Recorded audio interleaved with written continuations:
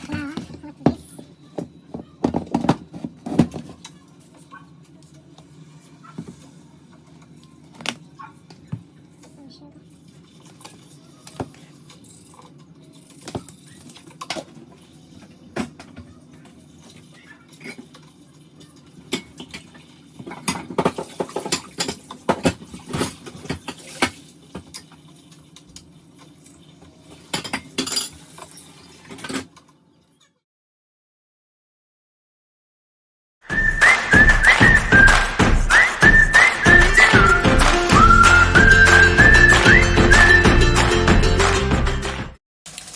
Hello, assalamu alaikum, welcome back to my channel. My name is Aisha. If it's your first time here, please welcome to my YouTube channel.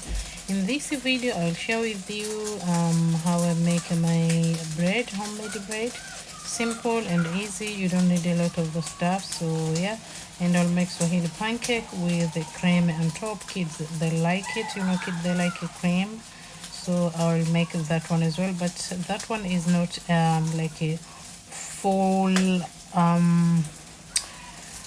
showing when I make it, because I made it before. So yeah, if you want it, you can go back and check on my other video. I think I have, I'll see if I can find a link for that video, because most of the time I make a bunch of stuff together. So I'll see if I can find it or link it down below, but it is not hard, it's very simple. So yeah, don't forget to press bell notification so you will get notified when I upload.